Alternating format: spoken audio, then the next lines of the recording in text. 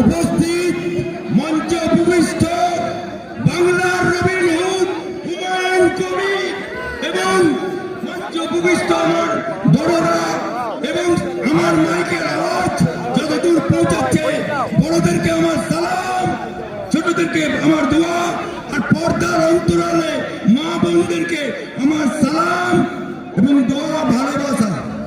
मेरी रंग लेता है पत्थर से घुसने के बाद, और बेल लगाते मस्जिद बाबरी मस्जिद होगा हुमायूं को थप्पड़ खाने का बाद। হুমায়ুনের থাপ্পড় খেলো, তারপরে বাবরি মসজিদ খুঁজতে ভাঙা হলো, অযোধ্যাতে তৈরি হবে মুর্শিদাবাদে। এটাই এমনের কাজ না।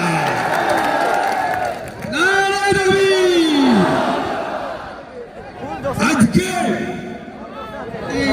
হুমায়ুন সাহেব তাকে একটা দল থেকে ওনার গলায় শিকল পড়ানো ছিল, উনি নড়তে পারছিলেন না, চড়তে পারছিলেন না। 4 তারিখে এরকম না।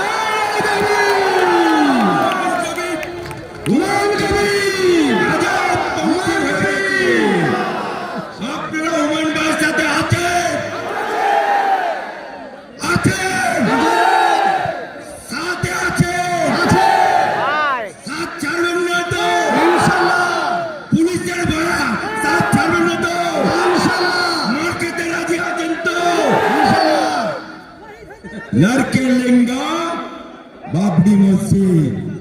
আমরা হাইকোর্টে যখন মামলা করে হুমায়ুন ভাইয়ের বিরুদ্ধে 10 নম্বর ওনাকে 21% হিসেবে রেখেছিল, সেই মামলাতে মামলা করেছে কে? মুসলমান। অর্থাৎ আমাদের ভেতরেও মুনাফিক আছে। আছে কি না? আছে কি না? সেই মুনাফিক মামলা করেছিল,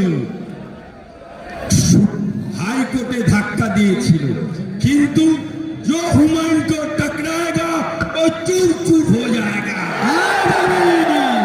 हुमायूं से जो टकराएगा वो चूर चूर हो जाएगा। हुमायूं से जो टकराएगा चूर चूर हो जाएगा। हुमायूं से जो टकराएगा चूर चूर हो जाएगा। आज के হুমায়ুনের ডাকে এই বেলডাঙ্গাতে বাবরি মসজিদ ভিত্তি স্থাপন হয়েছে। এটা টেলার হচ্ছে, पिक्चर अभी बाकी है, पिक्चर अभी बाकी है। আজকে আপনাদের ডাকে আমি অ্যাডভোকেট আলী আব্দুল চাঁদ আসতে পেরে এবং হুমায়ুন ভাইয়ের সাথে সাথ দিতে পেরে যত মুসলমান আজকে হাজির হয়েছে, সবাইকে আমার অন্তর থেকে দোয়া সালাম জানাচ্ছি, কুল্লিশ জানাচ্ছি। আজকে বাংলার বুকে নতুন সূচনা তৈরি করলো, ভারতবর্ষের ইতিহাসে নতুন করে স্থাপিত হলো, ইন্টারন্যাশনাল হয়ে গেল। আজকে বেলডাঙ্গার নাম সারা পৃথিবীর মাঝ ছড়িয়ে গেছে। কার জন্য? হুমায়ুনের জন্য। কার জন্য? কার জন্য?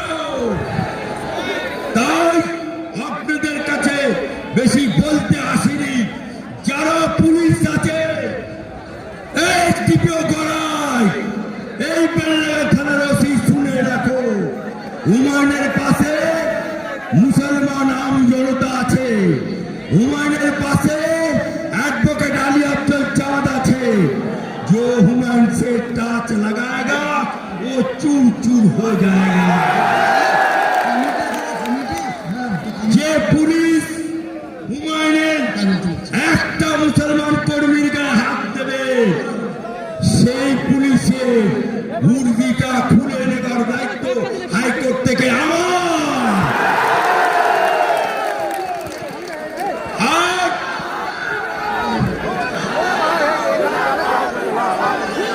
দেখি